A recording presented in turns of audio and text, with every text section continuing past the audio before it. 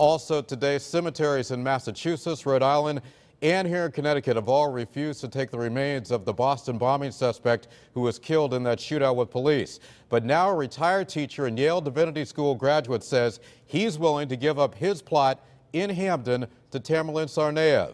But he does have one condition. News 8's Kent Pierce live in Hamden this noon with the details. Kent?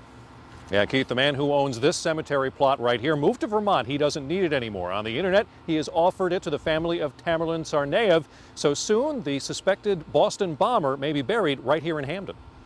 Barbara and Robert Keene have rested quietly here for more than 20 years. Their son Paul owns 2 more plots in Hamden's Mount Carmel Cemetery, and he announced on his blog he wants to donate one so that Tamerlan Tsarnaev, the Boston Marathon bombing suspect, can be buried in one of those plots. Not here, not in Connecticut, or nowhere else. As word got out, the cemetery, formerly best known as the resting place of playwright Thornton Wilder, had people saying, "Not in our town." What do you think would be bad about the idea of having Tamerlan Tsarnaev buried there? I just don't think it's right for them to bring somebody like that into this town. I think it would be a lot harder to bury him anywhere in Boston, but I think everybody needs to be buried. I think it should be on his parents, though.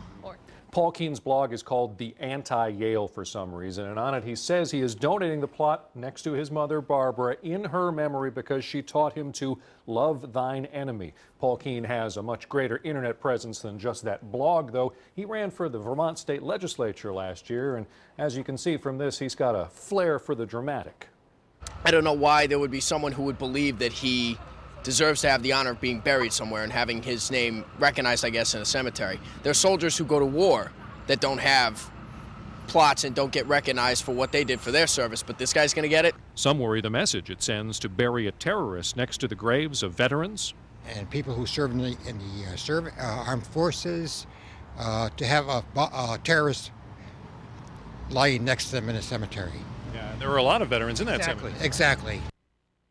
Now, Paul Keene himself has been very hard to get a hold of today. He has not returned phone messages. We are hearing that New Haven civil rights attorney Norm Pattis may be planning some sort of legal challenge to putting Tsarnaev here at this cemetery. And we're also hearing about a protest rally planned for later on this afternoon. For now, live in Hamden, I'm Kent Pierce, News 8.